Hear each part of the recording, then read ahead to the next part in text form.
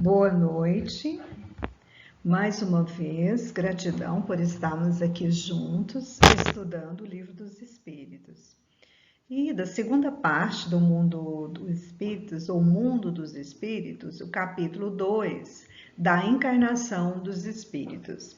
A temática estudada, nós estamos questionando, vendo sobre a alma. E a pergunta que Kardec faz ao Espírito é: que se deve pensar da teoria da alma subdividida em tantas partes quantos são os músculos, presidindo assim cada uma das funções do corpo? E os espíritos respondem: ainda isto depende do sentido que se empresta à palavra alma. Se entende por alma o fluido vital, essa teoria tem razão de ser. Se entende por alma o espírito encarnado, é errônea. Já dissemos que o espírito é indivisível. Ele imprime movimento aos órgãos, servindo-se do fluido intermediário, sem para que isso se divida.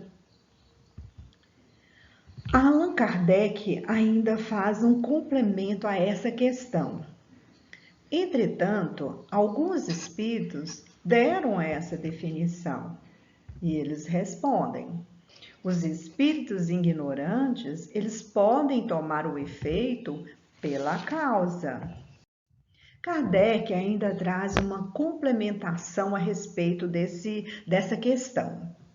A alma, ela atua por intermédio dos órgãos e os órgãos são animados pelo fluido vital, que por ele se reparte, existindo em maior abundância nos que são centros ou focos de movimento.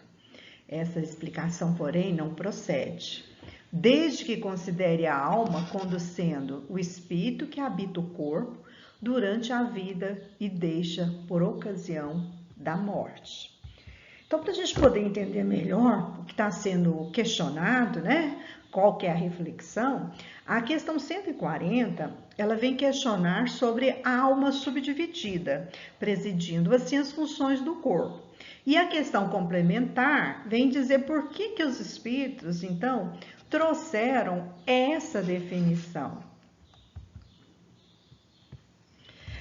Se nós pensarmos um pouquinho a respeito, que nós temos que tomar cuidado ao abordar esse assunto, e qual a definição que nós estamos usando para falar a respeito de determinado expressão, termo ou mesmo fenômeno. Saber qual é o sentido que está se empregando para que possa ser utilizado de forma correta.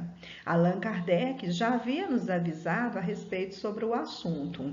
E ele ainda diz que se nós queremos caminhar dentro da doutrina sem equívocos ou engano, nós devemos nos atentar para o vocabulário, porque a nossa língua, como tantas outras línguas, tem a sua limitação vocabular. Então, às vezes, nós usamos uma mesma palavra para significar outras distintas, outras, e que depende do contexto que se emprega a palavra. Se nós pegarmos, por exemplo, a palavra alma e colocarmos no contexto, essa palavra é a alma do bosque, veja que a palavra alma, ela foi sim usada no sentido figurado, metaforicamente, no sentido que representa a energia encantadora. Nós não podemos, então, fazer confusão na hora de estudar a doutrina. É preciso colocar intenção, sentido e colocando dentro do contexto.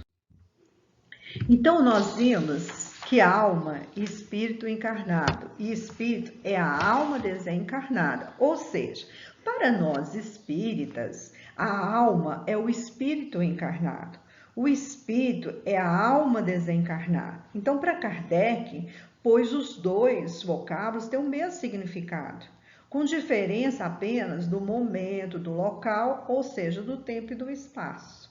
Quando a alma está no processo reparatório, no plano terrestre, então nós colocamos como um espírito encarnado.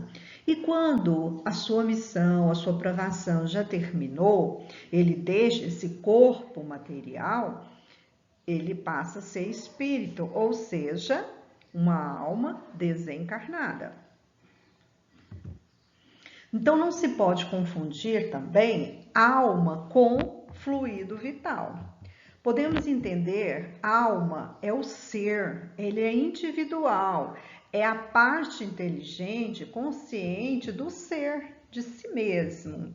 E o fluido vital é o princípio material, ele que vai dar vida à matéria orgânica para que a alma possa se manifestar. Então, nós estamos vendo que a alma, ela vai atuar sobre esse princípio vital, sobre essa energia. Ela vai gerenciar toda a ação do órgão, as funções biológicas do corpo físico. Mas aí a gente poderia perguntar, por que os espíritos então deram essa definição?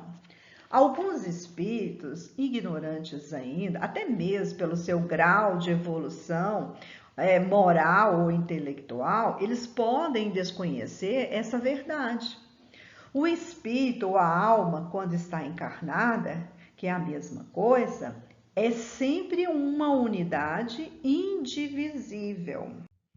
Miramês, a respeito desse assunto, ele frisa bem que o espírito ele é indivisível e imortal. Ou seja, a alma ou espírito, ele é indivisível, portanto, ele não pode ser subdividido. Ele é único, ele atua através dos órgãos que são animados pelo fluido vital.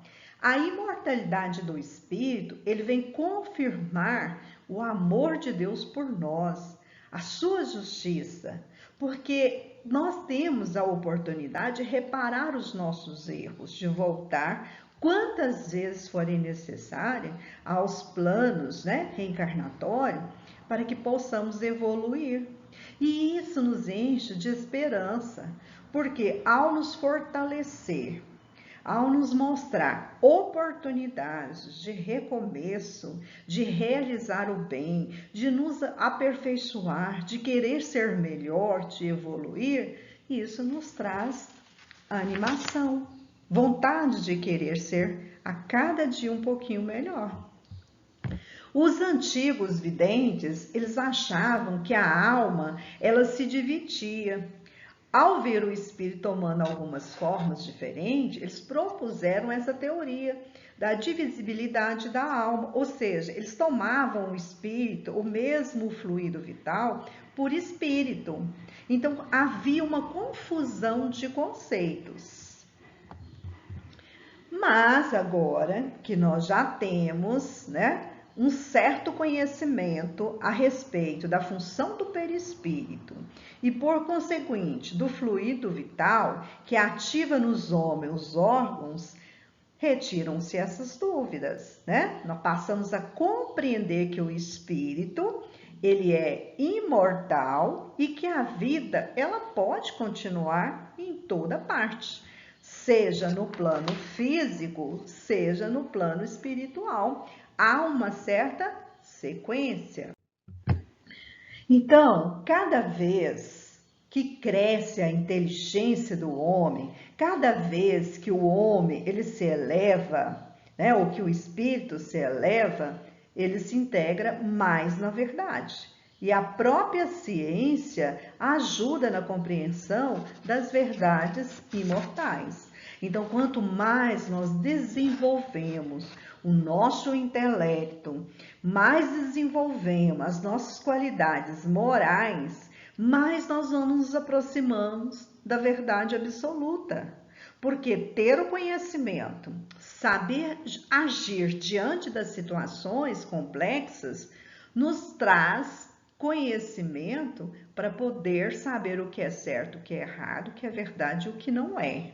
Então, nós não podemos nos deixar envolver por falta de compreensão, de conhecimento, da importância de se estudar. E o que Deus espera de nós? Ele espera a nossa perfeição. Ele quer que nós possamos progredir, evoluir, melhorar em cada reencarnação, em cada estágio que aqui passamos por essa terra.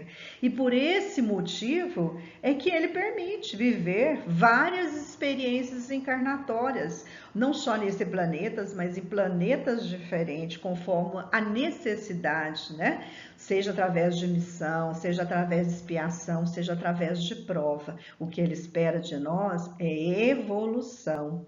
Mas essa evolução, ela só vai vir com as nossas escolhas, porque nós não podemos esquecer que as conquistas, ela requer vontade, querer, né? Disposição, esforço, mesmo sacrifícios e muita disciplina.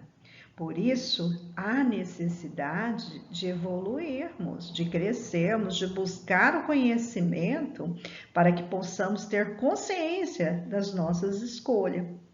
E esse momento aqui que nós estamos nos dedicando em estudar, em refletir, em meditar, nos aproxima cada vez mais da bondade dos bons espíritos. Então, agradecidos mais uma vez por estarmos aqui juntos em vibrações de paz, em vibrações de elevação, para que possamos nos aproximar cada vez mais do Pai Celestial. Que Jesus nos apoie, esteja conosco hoje e sempre. Gratidão pela sua paciência. Assim seja.